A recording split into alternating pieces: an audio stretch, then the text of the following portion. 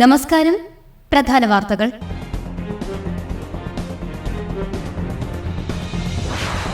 തൃശൂരിൽ പാചകവാതക സിലിണ്ടറുകൾ കൊണ്ടുപോവുകയായിരുന്ന ടെമ്പോയ്ക്ക് തീപിടിച്ചു.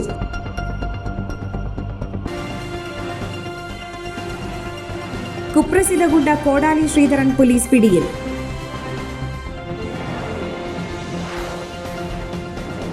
കരുവന്നൂർ ബാങ്കിലെ നിക്ഷേപകൻ മാപ്രാണം സ്വദേശി ജോഷി ദയാവധത്തിനായി അപേക്ഷ നൽകി.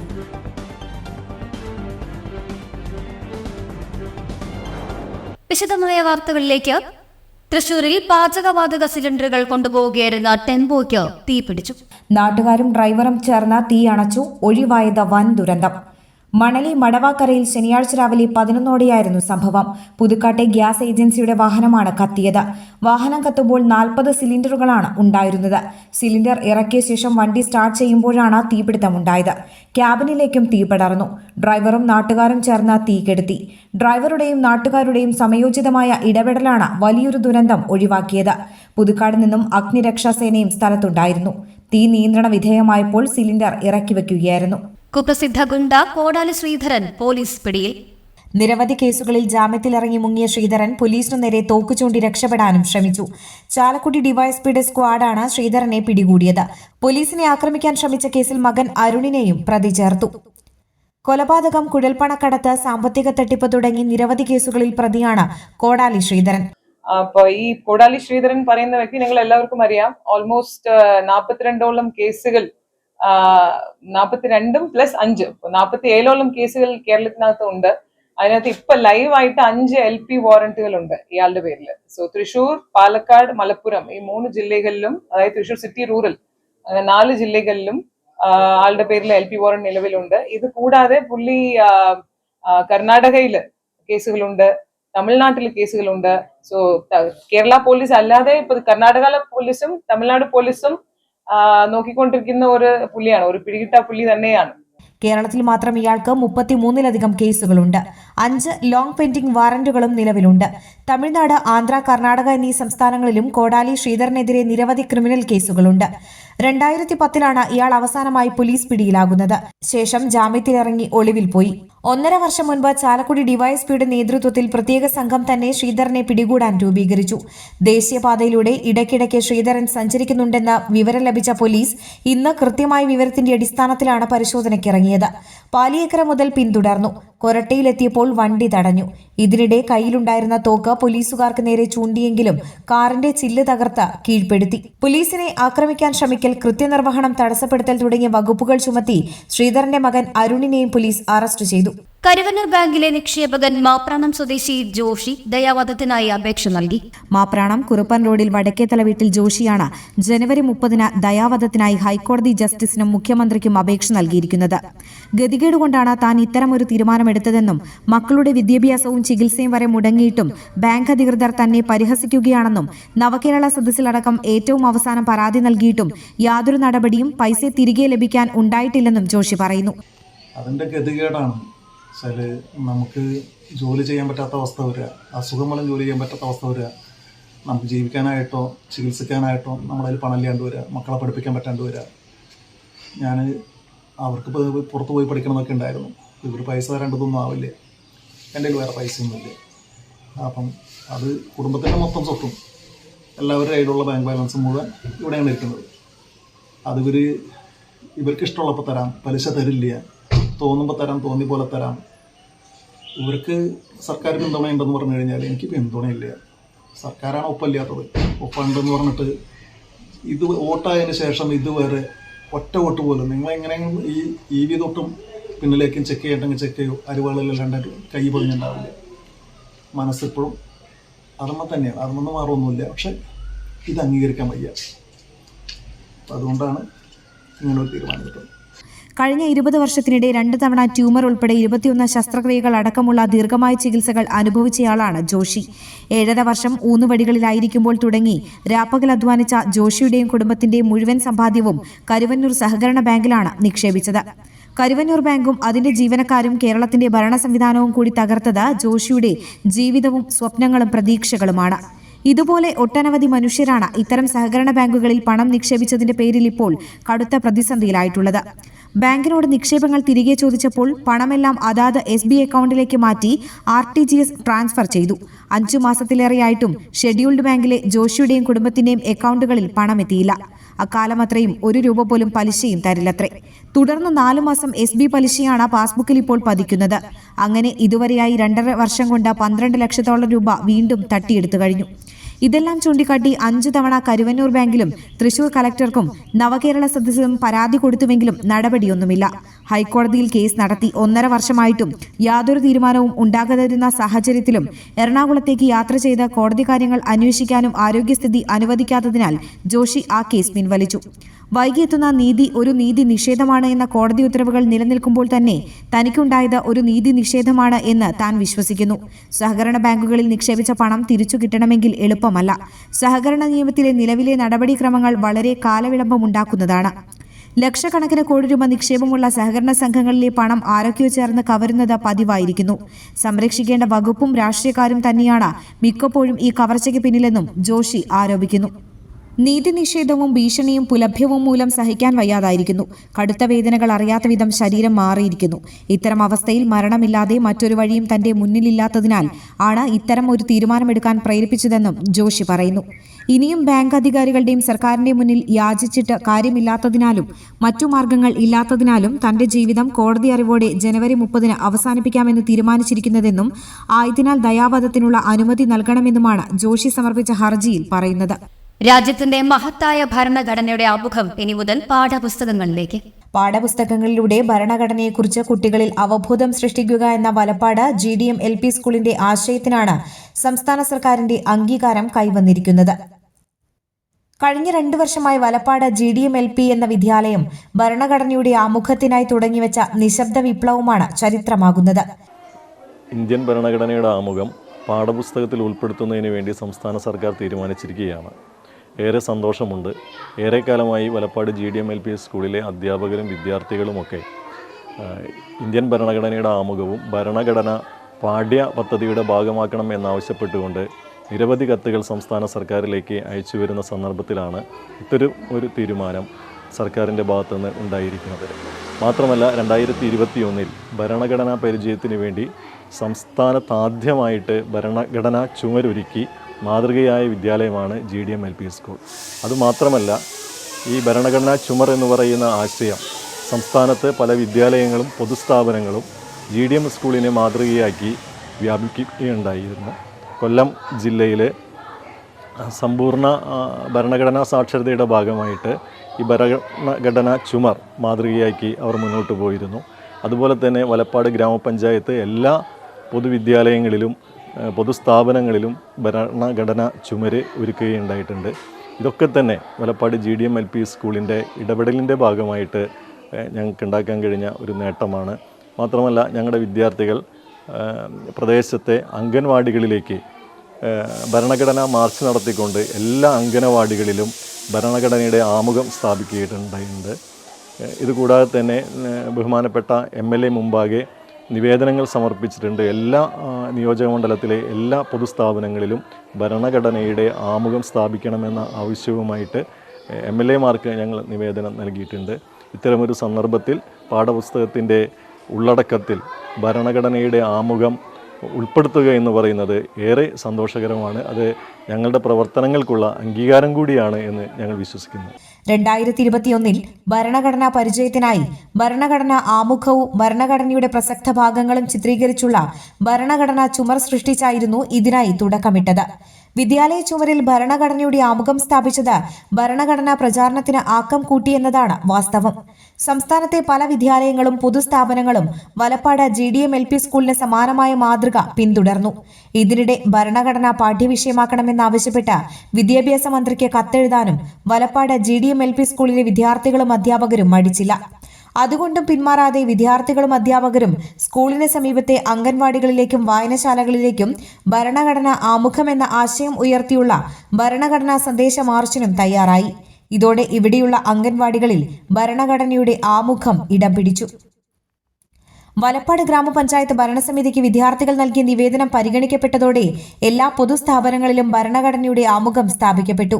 തൃശൂർ ജില്ലാ പഞ്ചായത്തിന്റെ സമേതം പദ്ധതിയിലൂടെ എല്ലാ വിദ്യാലയങ്ങളിലും വലപ്പാട് GDM LP സ്കൂൾ മാതൃക ഭരണഘടനാ ചുമർ മുൻ വിദ്യാഭ്യാസ ഉപഡയറക്ടർ TV മദനമോഹൻ നിർദ്ദേശപ്രകാരം സ്ഥാപിക്കപ്പെട്ടു. ഇന്ത്യയിലെ ആദ്യ ഭരണഘടനാ സാക്ഷരതാ ജില്ലയായ കൊല്ലം ജില്ലയിലും GDM സ്കൂൾ ഭരണഘടനാ ചുമർ മാതൃകയാക്കിയതും മറ്റൊരു ചരിത്രമായി. ഭരണഘടനാ പരിചയത്തിനായി കൈപ്പുസ്തകം തയ്യാറാക്കാനും GDM സ്കൂളിനായി. ഗാന്ധിജിയടക്കം രാജ്യം കണ്ട മഹത് വ്യക്തികളുടെ ജീവസുറ്റ ചിത്രങ്ങളും ഭരണഘടനാ ആമുഖവും അലങ്കാരമാക്കിയ GDM സ്കൂളിനുള്ള ഉയർന്ന അംഗീകാരമാണ് ഭരണഘടനാ ആമുഖം പുസ്തകത്തിൽ ഉൾപ്പെടുത്തുമെന്ന സർക്കാർ തീരുമാനത്തിലൂടെ ലഭിച്ചിരിക്കുന്നത്. കയ്പമംഗലം സെന്റ് ജോസഫ് ദേവാലയത്തിലെ അമ്പതിരുനാളിന് കൊടിയേറി. ചെല്ലൂർ പള്ളി വികാരി ഫാദർ ജോഷി പാലിയക്കര കൊടിയേറ്റ് നിർവഹിച്ചു.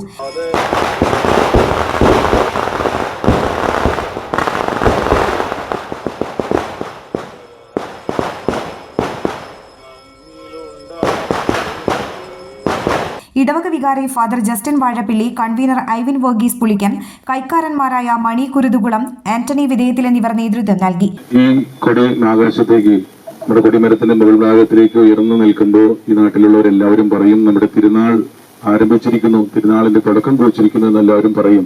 എല്ലാവരും ഈ വിശുദ്ധന്റെ മാധ്യസ്ഥം യാചിക്കാനും അതുപോലെ രോഗവ്യാധികളിൽ നിന്നും പകർച്ചവ്യാധികളിൽ നിന്നൊക്കെ മോചനം പ്രാപിക്കാനായിട്ടുള്ള തീക്ഷ്ണമായ പ്രാർത്ഥനയുടെ ദിവസങ്ങൾ ആരംഭിച്ചു കഴിഞ്ഞു എന്ന് ഈ നാട്ടിലുള്ള എല്ലാവർക്കും ഈ കൊടിമരം കാണുമ്പോൾ മനസ്സിലാകും. അപ്പൊ നമുക്ക് പ്രാർത്ഥനാപൂർവ്വം നമ്മുടെ ജീവിതവും നമ്മുടെ കുടുംബ ജീവിതവും അതുപോലെ നമ്മുടെ ശരീരവും നമ്മുടെ ജീവിത ശൈലികളും രോഗവിമുക്തമായിട്ട് കാത്തുസൂക്ഷിക്കാനും വിശുദ്ധമായിട്ട് കാത്തുസൂക്ഷിക്കാനും ദൈവകൃപയിൽ ആശ്രയിച്ച് ജീവിക്കാനുള്ള കൃപ യാചിച്ചുകൊണ്ട് നമുക്ക് ഈ തിരുക്രമത്തിലേക്ക് പ്രവേശിക്കാം. ഇന്ന് രാത്രി അമ്പെഴുന്നള്ളിപ്പ് നടക്കും. തിരുനാൾ ദിനമായ ഞായറാഴ്ച രാവിലെ 9:30 നടക്കുന്ന ദിവ്യബലിക്ക് ഫാദർ കിരൺ തട്ടല മുഖ്യ കാർമ്മികത്വം വഹിക്കും. ഫാദർ നിമേഷ് കാട്ടാശ്ശേരി സന്ദേശം നൽകും. തുടർന്ന് പ്രദക്ഷിണവും ഉണ്ടായിരിക്കും.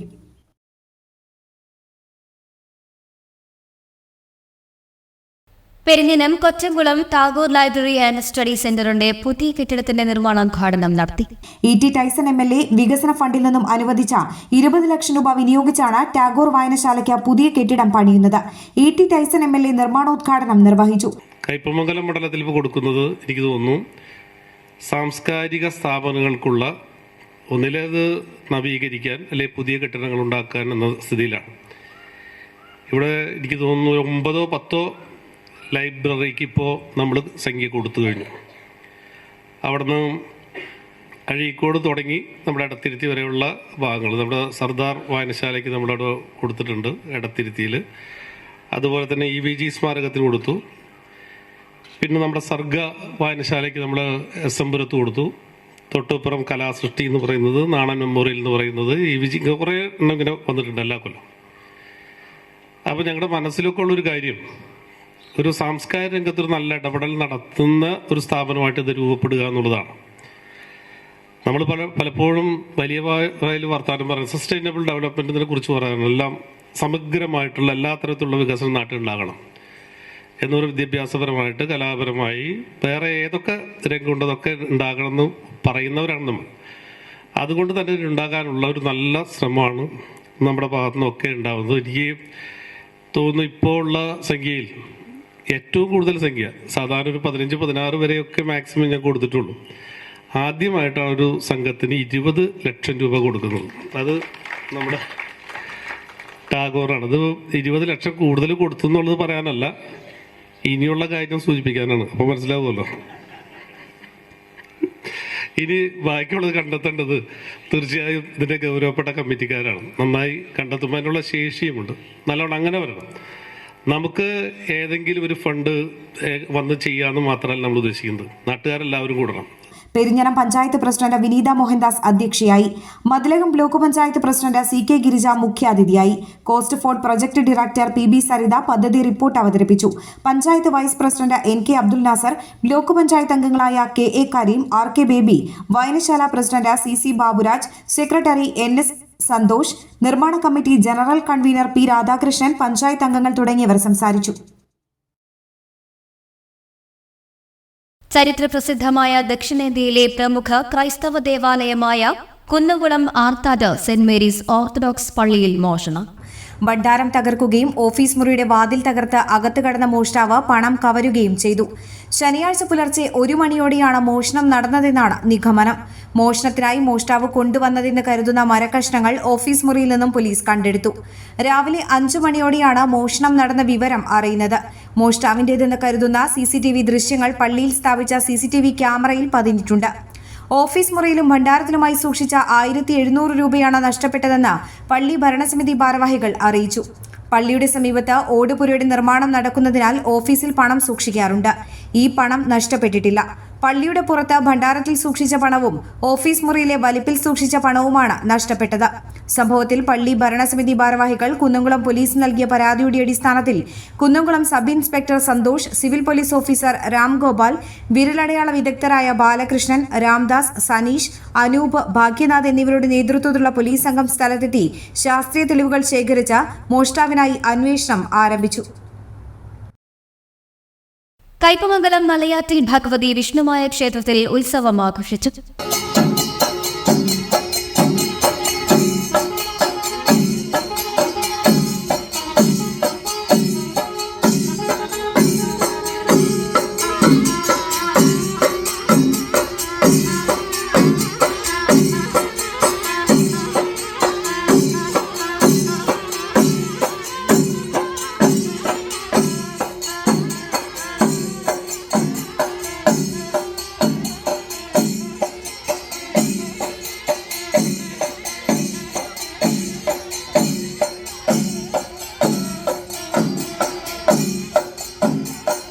ഇതോടനുബന്ധിച്ച് അഷ്ടദ്രവ്യ ഗണപതി ഹോമം, മുത്തപ്പന്മാർക്ക് കളമെഴുത്തും പാട്ടും, നാഗപൂജ, കളത്തിൽ നൃത്തം, വീരഭദ്രസ്വാമിക്ക് കളം, നാഗക്കളം, വിഷ്ണുമായ സ്വാമിക്ക് രൂപക്കളവും പാട്ടും, കാഴ്ചശിവേലി, നടക്കൽ പറയെടുപ്പ്, എഴുന്നള്ളിപ്പ്, ദീപാരാധന, തായമ്പക, ദേവിക്ക് കളം തുടങ്ങിയവ നടന്നു. മതിലകം പാപ്പനിവട്ടം സർവീസ് സഹകരണ ബാങ്കിന്റെ നേതൃത്വത്തിൽ സോളാർ കമ്പനിയായ വാരിയുടെ ഫ്രാഞ്ചൈസി ഷോറൂം പാലക്കാട് വടക്കംചേരി തേനൊടുക്കിൽ പ്രവർത്തനം ആരംഭിച്ചു.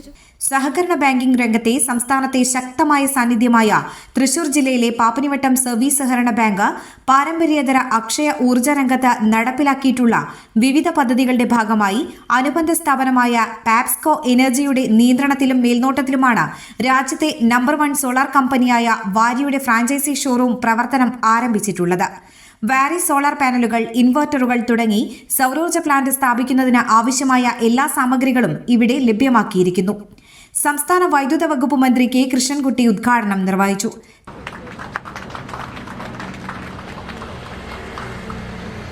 ഒരു 2000 ഉള്ള ഒരു ഇലക്ട്രിസിറ്റി കൊടുക്കുന്ന ആളുകൾക്ക് ഇത് വച്ചു കഴിഞ്ഞാൽ തീർച്ചയായും ഒരു 1000 രൂപയെങ്കിലും മിച്ചം കിട്ടും. കൃഷിയിലേക്കാണെങ്കിൽ കുസുമം പദ്ധതിയിൽ 60% സബ്സിഡി ഉണ്ട്. ആ 60% സബ്സിഡി കഴിഞ്ഞാൽ ഒരു 5 ഏക്കർ ഉണ്ടെങ്കിൽ ഒരു 1500 രൂപ ഇലക്ട്രിസിറ്റി ഉണ്ടെങ്കിൽ 8 മാസം കഴിയുമ്പോൾ ഞാൻ അവിടെ കണക്ക് നോക്കിയപ്പോൾ 14,000 രൂപ 13,000 രൂപ കൃഷിക്കാരന് മുന്നോട്ട് കിട്ടുന്ന രീതിയിലുണ്ട്. ഇപ്പോൾ നമുക്കൊരു ഗുണമുള്ളത്, ഇപ്പോൾ കുറച്ച് കഴിഞ്ഞാൽ ഇപ്പോൾ നബാർഡ് ഒരു സ്കീമിൽ നമുക്ക് അതിനകത്തൊരു സഹായം കിട്ടിയിട്ടുണ്ട്. നബാർഡ് നിങ്ങൾ കൃഷിക്കാരനാണെങ്കിൽ ഒരു രൂപ പോലും അവർ മുടക്കണ്ട. സോളാർ വെച്ചാൽ അതിൽ മിച്ചം കിട്ടുന്നത് ഉണ്ടെങ്കിൽ 40% വിഹിതം അടച്ചു കൊടുത്താൽ മതി. 2 കൊല്ലം കൊണ്ട് അത് തീർക്കുകയും ചെയ്യും. 1 രൂപ ചിലവാക്കേണ്ട. ആ രീതിയിലുള്ളൊരു സ്കീം കൂടി ഉണ്ട്. ഇപ്പം 315 പമ്പുകൾ എടുത്തിട്ടുണ്ട്. 5 ലക്ഷം പമ്പുകളാണ് നമുക്കുള്ളത്. ഒരു 2 ലക്ഷം പമ്പുകളെങ്കിലും ഉടൻ തന്നെ ചെയ്യാനുള്ള ഒരു ഏർപ്പാട് ചെയ്യുന്നുണ്ട്. 5 ഏക്കർ താഴെയുള്ളവർക്ക് ഇലക്ട്രിസിറ്റി ചാർജ് ഇല്ല എന്ന് പറഞ്ഞുകൊണ്ടിരിക്കുകയാണ്. അതിപ്പോൾ ചാർജ് കേന്ദ്ര ഗവൺമെൻറ് തന്നെ നിർബന്ധമായും എല്ലാ സബ്സിഡിയും ബാങ്കിൽ കൂടെ അക്കൗണ്ടിൽ കൊടുക്കുക, അല്ലാണ്ട് മറ്റേ കൊടുക്കാൻ പാടില്ല എന്നുള്ളൊരു ഇതിൽ കൂടി വന്നതുകൊണ്ട് ഈ 24-ാം തീയതി അതിനെക്കുറിച്ചുള്ള ഒരു മീറ്റിംഗ് വിളിച്ചിട്ടുണ്ട്. കൃഷിമന്ത്രി ഞാനൊക്കെ കൂടി വിളിച്ചിട്ടുണ്ട്. അത് നമുക്ക് എല്ലാ പമ്പ് സ്റ്റോറേജ് ഒക്കെ അതിൻ്റെ കൂടെ പ്രിസിഷൻ ഫാമിംഗ് കൂടി ചെയ്താൽ ഈൽഡ് നമുക്കൊരു 6 ഇരട്ടിയെങ്കിലും വർദ്ധിപ്പിക്കാൻ സാധിക്കും. തരൂർ MLA PP സുമോദ് അധ്യക്ഷത വഹിച്ചു.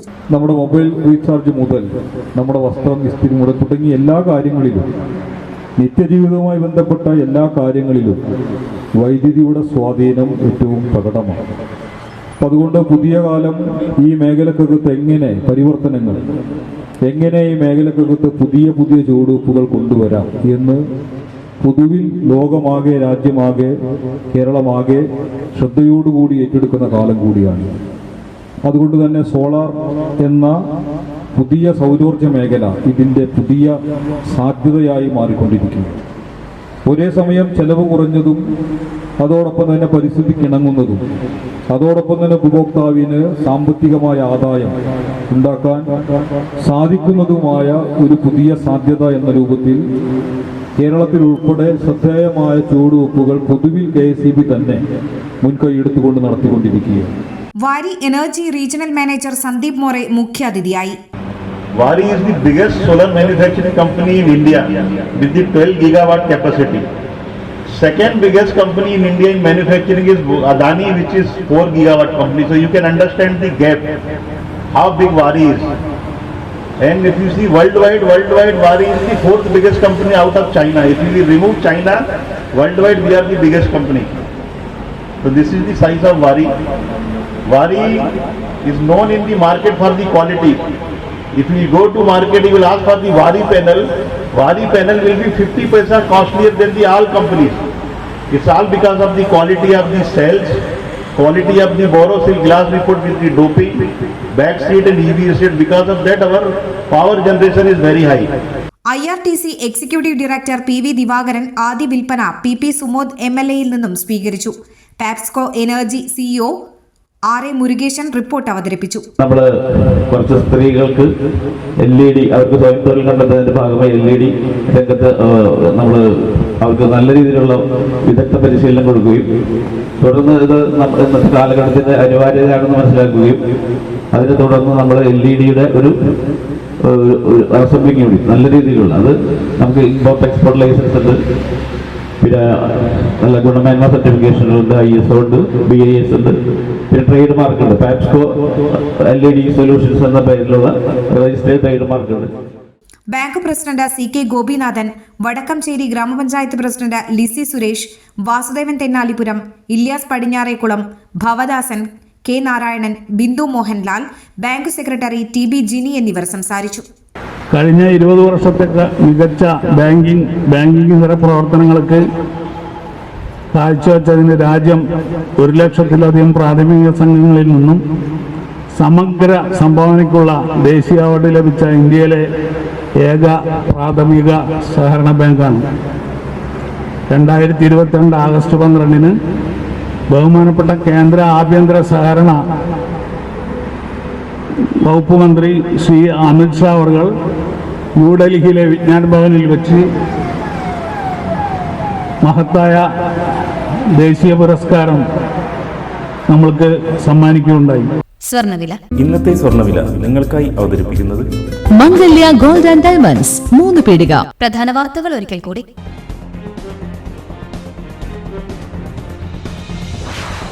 തൃശൂരിൽ പാചകവാതക സിലിണ്ടറുകൾ കൊണ്ടുപോവുകയായിരുന്ന ടെമ്പോയ്ക്ക് തീപിടിച്ചു.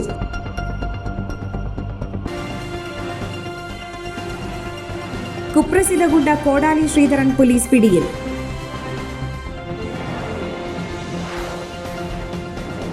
കരുവന്നൂർ ബാങ്കിലെ നിക്ഷേപകൻ മാപ്രാണം സ്വദേശി ജോഷി ദയാവധത്തിനായി അപേക്ഷ നൽകി.